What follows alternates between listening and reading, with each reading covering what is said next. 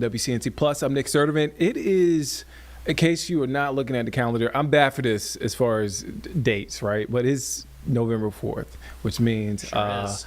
All day.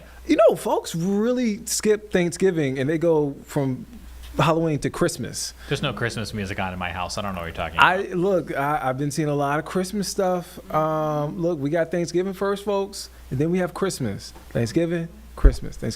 Anyway, Thanksgiving is my favorite holiday. But here's the unfortunate part about the holidays. Every year, cybercriminals exploit the holiday season with increasingly deceptive tactics, preying on consumers of all ages. In fact, nearly 1 in 3 consumers reported falling victim to online scams back in 2024, and that's why it was important to help you guys out at home, help myself out, help James out, help Carlene out.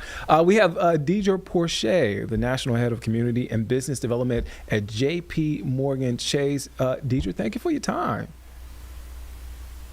Thank you for having me. I'm so glad to be here. Hopefully you don't have your Christmas tree up just yet. I heard what you were saying. I actually love Thanksgiving too. It's one of my favorites. So I'm not skipping Thanksgiving and going straight to Christmas. I'm with you. Okay, all right. We're on the same page. Let's start with this. So what are some of the most common ways cyber criminals are using to try and hack people, especially over the holidays? Well, the scammers are taking full advantage of the fact that it's a busy season. And so one of the first things we see is unrealistic deals. So this is where the scammer will use fake websites or social media marketplaces, and they lure shoppers with deeply discounted items, popular items, items that are sold out everywhere. Here's the problem. The items don't actually exist. So we have to be really careful when we see these unrealistic deals. The second one is travel scams. So travel websites that you're familiar with. The scammer will mimic or recreate them, usually include a logo or some messaging you're accustomed to seeing. But once again, it's a fake website. They want you to click into the link and share your personal information.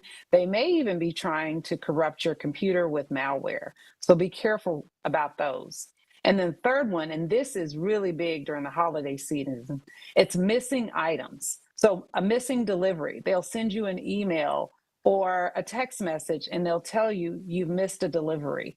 Once again, they want you to click on that link, which could lead to you sharing personal information that they can use to steal your identity. And there's one more that everyone should just be on high alert about. It's impersonation scams. So this is when they use a known business or financial institution like your bank or maybe even the government, and they reach out to you with increasingly to take urgent action. They want you to know that something's wrong with your account. The reality is you should take the time, slow down, and make sure that you're talking to someone that you know. And when in doubt, just hang up the phone. You can always call back in from a trusted source that you've obtained on your own.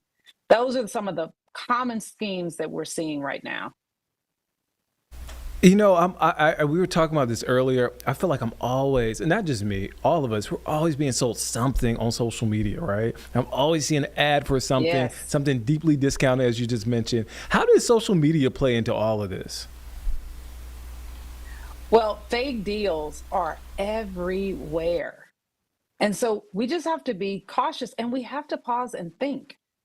If it seems just a little too good to be true, right? If that deal seems so good, it probably isn't true.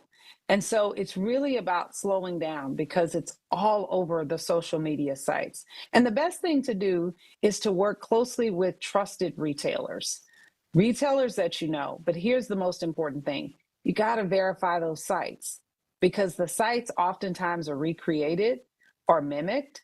And so the best way to verify the site is to hover over that URL and make sure you've got a quality URL that you're engaging. And then one other really important tip is watch how you pay. Use a credit card or a debit card because those have payment protection. So they enable you to file a claim or a dispute if you have an issue, but you can't do that when you use cash. or Zelle or even a wire transfer, you may not get your money back. A lot of folks use Zelle, but the most important thing is to make sure you're using Zelle with someone that you know and someone that you trust. One last question. You've been so generous with your time this afternoon. This is what you do, helping people out, looking out for folk. How frustrating is it? Is it frustrating at all? I mean, you're giving all this great advice, but I mean, we look back at 2024 and nearly 1 in 3 consumers fell victim to online scams. Obviously, we don't know the numbers for this year, but I mean, we're going to see people fall for scams, and the information is right here. How frustrating is it? Well, here's the thing. Anyone can be a victim. Folks think that it's one age group or another. Anyone can become a victim. So what we tell folks is don't be ashamed. Report that information, call your bank, flip over your card, call that number on the back of the bank and report it. And then also just make sure that you're always sharing it with others so that they can become aware. And that's the way that we're going to get in control of this and make sure that we're cracking down on these scammers. But it's nothing to be ashamed of. And we have to just keep raising awareness, just like we're doing today. You are 1,000% correct. Thank you so much, Diedra Porche, the National Head of Community and Business Development at JPMorgan Chase. Thank you for your time this afternoon. Hey, I really appreciate it. I want to just give a quick shout out, though, and make sure people know where to go. If they need more information, they can go to chase.com, chase.com/security. That place has all the tools and tips that you can use to share with your family. But also, they can go to the Freedom Rise branch right there in Charlotte at 11:30 on November 18th. We're having a free workshop, and we'd love to have folks come out and learn more about how to protect themselves. November 18th, Freedom Wise branch at 11:30. Oh, man, thank you for that. I know a lot of folks are going to take advantage of that. Hey, you may see me pop up there because I need to. I love it. We all you got to come on out. Bring somebody. I got you. Diedra Porche, thank you for your time. You. All right, so some great tips there for the holiday season. Holiday season actually approaching. I wanted to tell y'all, I've been getting Christmas links and lists for months now, and you know who they came from? Santa. I wish. I am Saint Nick. That's true. I am Saint Nick. My niece and nephew have been sending me links. Oh yeah, they're trying to get it in early. I think they think Nick is. Y'all will appreciate this reference. Richie Rich. Like Yeah. I'm not that guy. Right. I'm But they don't know blessed. that. They're kids. So how many items should I ask you for? Yeah, that's what No. I'm saying. Can I join these lists now? You know, on that note, we need to take a break. Nick needs to buy some gifts. It's about that time. We're going to take a break. We'll be back here in just 2 minutes here on Live Impact News on WCNT Plus.